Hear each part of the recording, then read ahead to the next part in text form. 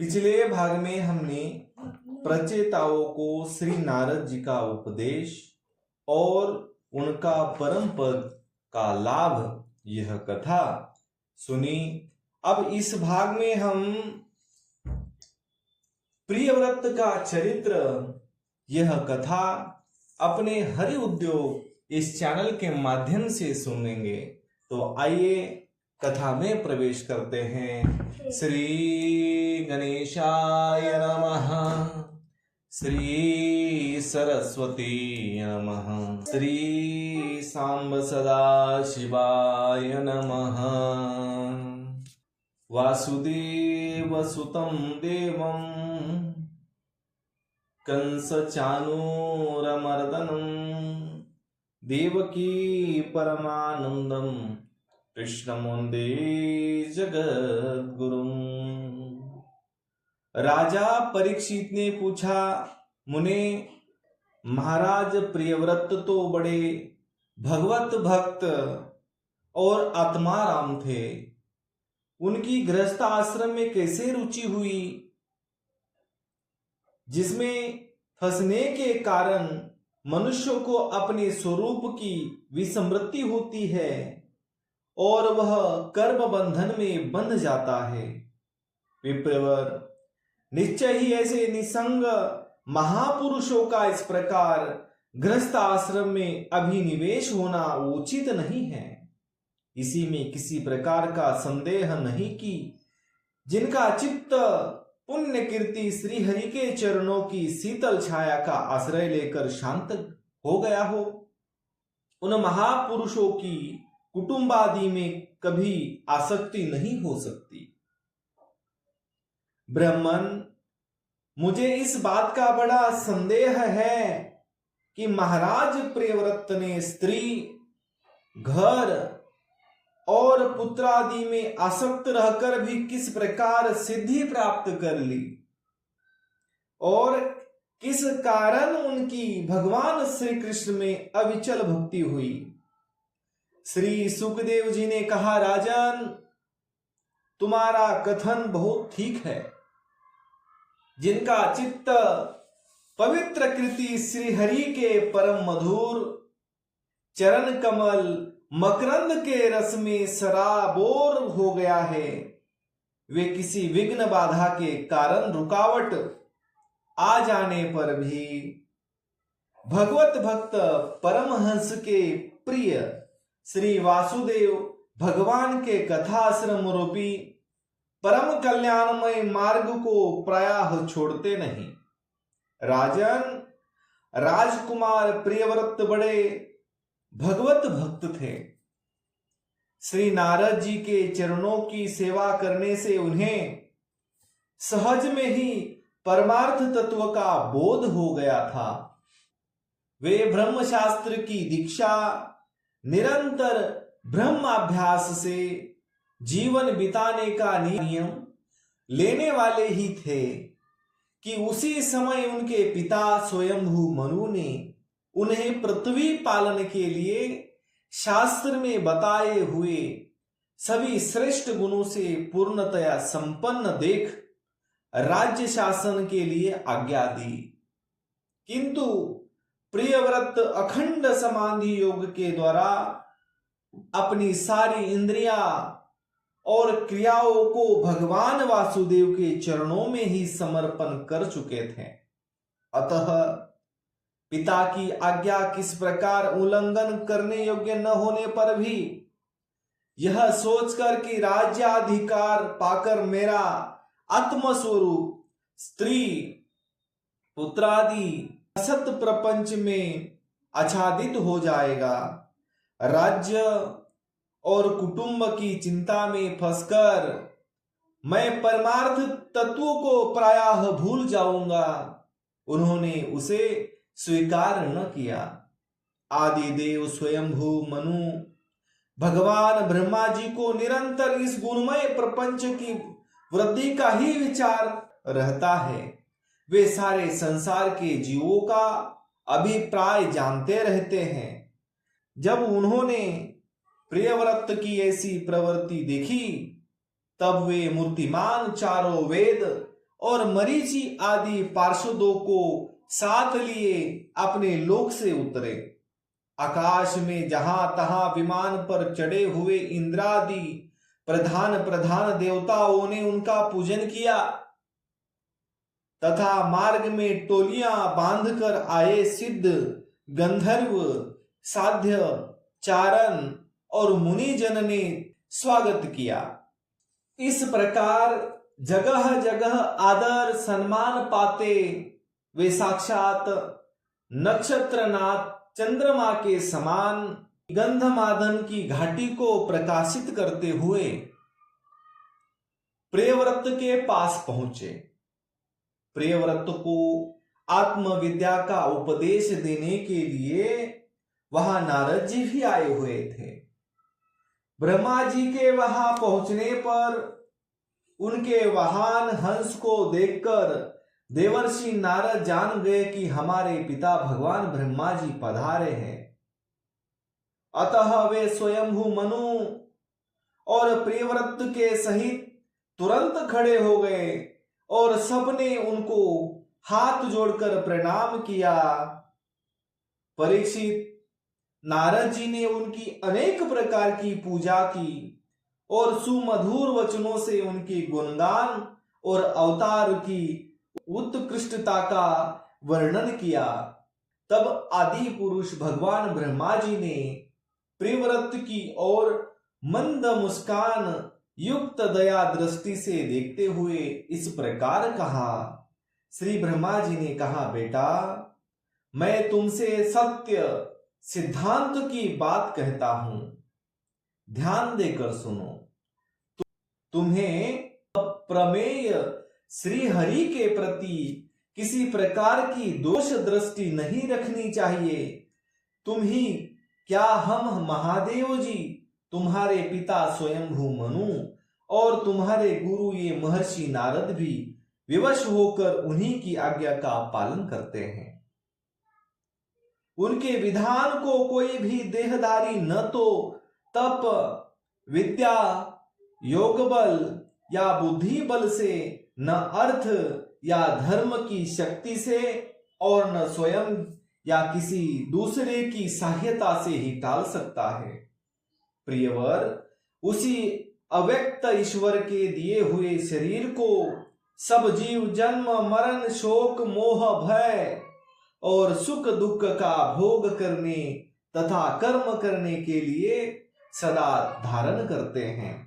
वत्स, जिस प्रकार रस्सी से नथा हुआ पशु मनुष्यों का बोझ ढोता है, उसी प्रकार परमात्मा की वेदना रूपी बड़ी रस्सी में सत्वादि गुण सात्विक आदि कर्म और उनके ब्रह्मणावादी वाक्यों की मजबूत डोरी से जकड़े हुए हम सब लोग उन्हीं की इच्छानुसार कर्म में लगे रहते हैं और उसके द्वारा उनकी पूजा करते रहते हैं। हमारे गुण और कर्मों के अनुसार प्रभु ने हमें जिस योनि में डाल दिया है, उसी को स्वीकार करके वे जैसा व्यवस्था करते हैं, उसी के अनुसार हम सुख या दुख भोगते रहते हैं। हमें उनकी इच्छा का उसी प्रकार अनुसरण करना पड़ता है जैसे किसी अंधे को आंख वाले पुरुष का। मुक्त पुरुष भी प्रारब्ध का भोग करता हुआ भगवान की इच्छा के अनुसार अपने शरीर को धारण करता है। ठीक वैसे ही मनुष्य की निद्रा टूट जाने पर भी स्वप्न में अनुभव किए हुए पदार्थों का स्मरण होता है। इस अवस्था में भी उसको अभिमान नहीं होता और विषय वासना जिन संस्कारों के कारण दूसरा जन्म होता है, जो पुरुष इंद्रियों के वशीभूत है, वह वन वन में विचरण करता रहे तो भी उसे जन्म मरण का भय बना ही रहता है, क्योंकि बिना जीते हुए मन और इंद्रिया रूपी उसके 6 शत्रु कभी उसका पीछा नहीं छोड़ते। अपनी आत्मा में ही रमन करता है, उसका गृहस्थ आश्रम भी क्या बिगाड़ सकता है। जिसे इन 6 शत्रुओं को जीतने की इच्छा हो, वह पहले घर में रहकर ही उनका अत्यंत निरोध करते हुए उन्हें वश में करने का प्रयत्न करें। किले में सुरक्षित रहकर लड़ने वाला राजा अपने प्रबल शत्रुओं को भी जीत लेता है। फिर जब इन शत्रुओं का बल अत्यंत क्षीण हो जाए, तब विद्वान पुरुष इच्छानुसार विचर सकता है। तुम यद्यपि श्री कमलनाभ भगवान के चरण कमल की कली रूप कली के आश्रित रहकर इन 6 शत्रुओं को जीत चुके हो, तो भी पहले उन पुराण पुरुष के दिए हुए भोगों को भोगो। इसके बाद निसंग होकर अपने आत्म स्वरूप में स्थित हो जाना।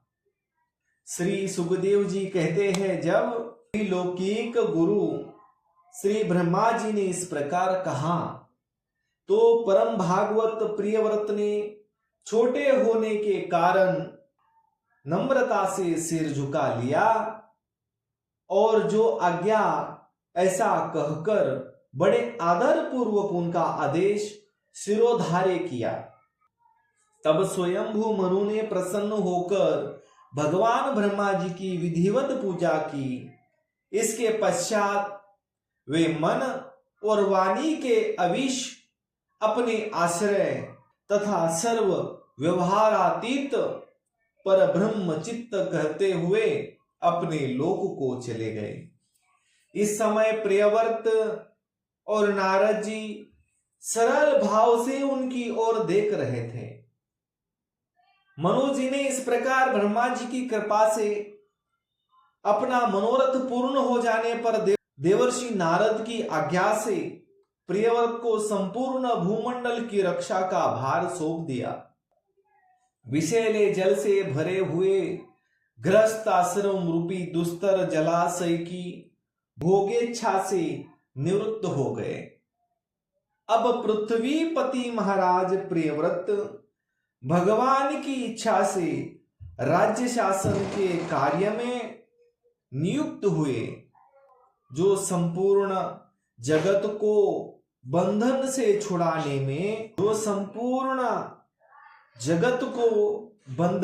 छुड़ाने में अत्यंत समर्थ है। उन आदि पुरुष श्री भगवान के चरण युगल का निरंतर ध्यान करते रहने से यद्यपि उनके रागादि सभी मल नष्ट हो चुके थे और उनका हृदय भी अत्यंत शुद्ध हो गया था, तथापि बड़ों का मान रखने के लिए पृथ्वी का शासन करने लगे। तदंतर उन्होंने प्रजापति विश्वकर्मा की पुत्री बृहस्पति से विवाह किया। उससे उनके 10 पुत्र हुए। वे सब उन्हीं के समान शीलवान, गुणी, कर्मनिष्ठ, रूपवान और पराक्रमी थे। उनसे छोटी ऊर्जस्वती नाम की एक कन्या भी हुई। पुत्रों के नाम अग्निद्र, इधम, जीव, यज्ञबाहु, महावीर, हिरण्यरेता, घृतपृष्ठ, सवन, मेधातिथि, वितिहोत्र और कवि थे। ये सब नाम अग्नि के भी है। इनमें कवि, महावीर और सवन ये 3 नैष्टिक ब्रह्मचारी हुए। इन्होंने बाल्यावस्था से आत्मविद्या का अभ्यास करते हुए अंत में संन्यास आश्रम ही स्वीकार किया। इन निवृत्ति परायण महर्षियों ने संन्यास आश्रम में ही रहते हुए समस्त जीवों के अधिष्ठान और भगवत बंधन से डरे हुए लोगों को आश्रय देने वाले भगवान वासुदेव के परम सुंदर चरणारविंद का निरंतर चिंतन किया। उससे प्राप्त हुए अखंड एवं श्रेष्ठ भक्ति योग से उनका अंतकरण सर्वथा शुद्ध हो गया और उसमें श्री भगवान का आविर्भाव हुआ। तब देहादि उपाधि की निवृत्ति हो जाने से उनकी आत्मा की संपूर्ण जीवों के आत्मभूत प्रत्यगात्मा में एक ही भाव से स्थिति हो गई। महाराज प्रियव्रत की दूसरी भार्या से उत्तम, तामस और रैवत ये 3 पुत्र उत्पन्न हुए, जो अपने नाम वाले मंत्रों के अधिपति हुए। इस प्रकार कवि आदि 3 पुत्रों के निवृत्ति परायण हो जाने पर राजा प्रियव्रत ने 11 अर्बुद वर्ष तक पृथ्वी का शासन किया। जिस समय वे अपनी अखंड पुरुषार्थमयी और वीर्यशालिनी भुजाओं से धनुष्यों की डोरी खींचकर टंकार करते थे, उस समय डर के मारे सभी धर्मद्रोही न जाने कहां छिप जाते थे। प्राण प्रिय बृहस्पति के दिन दिन बढ़ने वाले अमोद प्रमोद और अभयूतानादि क्रीड़ाओं के कारण तथा उसके स्त्री जनोचित हाव भाव, लज्जा से संकुचित मंदहास्य युक्त चितवन और मन को भाने वाले विनोद आदि से महामना प्रियव्रत विवेकहीन व्यक्ति की भांति आत्मविस्मृत से होकर सब भोगों को भोगने लगे, किंतु वास्तव में ये उनमें आसक्त नहीं थे। एक बार इन्होंने जब यह देखा कि भगवान सूर्य सुमेरु की परिक्रमा करते हुए लोकालोक पर्यंत पृथ्वी के जितने भागों को अलौकिक करते हैं, उसी में से आधा ही प्रकाश में रहता है और आधे में अंधकार छाया रहता है, तब उन्होंने यह संकल्प लिया कि मैं रातों को भी दिन बना दूंगा। सूर्य के समान ही वेगवान एक ज्योतिर्मय रथ पर चढ़कर द्वितीय सूर्य की ही भांति उनके पीछे पीछे पृथ्वी की 7 परिक्रमा कर डाली। भगवान की उपासना से इनका अलौकिक प्रभाव बहुत बढ़ गया था। उस समय इनके रथ के पहियों से जो लिके बनी वे 7 समुद्र हुए।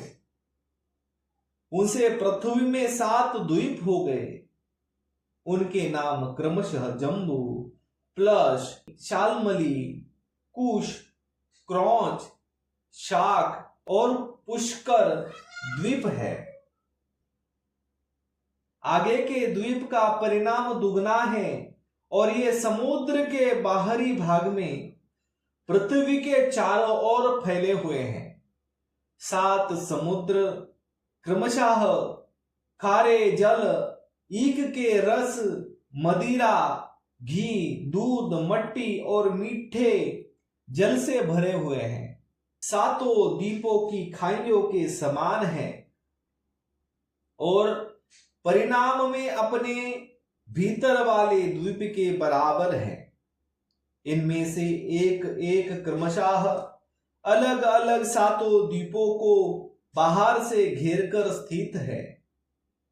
बृहस्पति पति महाराज प्रियव्रत ने अपने अनुगत पुत्र अग्निध्र, इंद्रजु, यज्ञबाहु, हिरण्यरेता, घृतपृष्ठ, मेधातिथि और वितिहोत्र में से क्रमशः एक एक को उक्त जम्बू आदि द्वीपों में से एक एक का राजा बनाया। उन्होंने अपनी कन्या ऊर्जस्वती का विवाह शुक्राचार्य जी से किया। उसी से शुक्र कन्या देवयानी का जन्म हुआ। राजन, जिन्होंने भगव चरणारविंदों की रज के प्रभाव से शरीर के भूख, प्यास, शोक, मोह और जरा, मृत्यु, यह 6 गुणों को अथवा मन के सहित 6 इंद्रियों को जीत लिया है। उन भगवत भक्तों का ऐसा पुरुषार्थ होना कोई आश्चर्य की बात नहीं है, क्योंकि वर्ण बहिष्कृत चांडाल आदि नीच योनियों का पुरुष भी भगवान के नाम का केवल एक बार उच्चारण करने से तत्काल संसार बंधन से मुक्त हो जाता है। इस प्रकार अतुलनीय बल पराक्रम से युक्त महाराज प्रियव्रत एक बार अपने को देवर्षि नारद के चरणों की शरण में जाकर भी पुनः द्वैवश प्राप्त हुए प्रपंच में फंस जाने से अशांत सा देख मन ही मन विरक्त होकर इस प्रकार कहने लगे, अहो बड़ा बुरा हुआ, मेरी विषय लोलुप इंद्रियों ने मुझे इस अविद्या जनित विषम विषय रूप अंधकूप में गिरा दिया। बस बस बहुत हो गया। हाय, मैं तो स्त्री का क्रीड़ा मृग ही बन गया। इसने मुझे बंदर की भांति नचाया। मुझे धिक्कार है, धिक्कार है। उन्होंने अपने को बहुत बुरा भला कहा।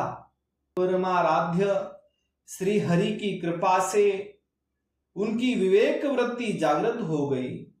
उन्होंने यह सारी पृथ्वी यथा योग्य अपने अनुगत पुत्रों को बांट दी और जिसके साथ उन्होंने तरह तरह के भोग भोगे थे, उस अपनी राज रानी को साम्राज्य लक्ष्मी के सहित मृत देह के समान छोड़ दिया तथा हृदय में वैराग्य धारण कर भगवान की लीलाओं का चिंतन करते हुए उसके प्रभाव से श्री नारद जी के बतलाए हुए मार्ग का पुनः अनुसरण करने लगे।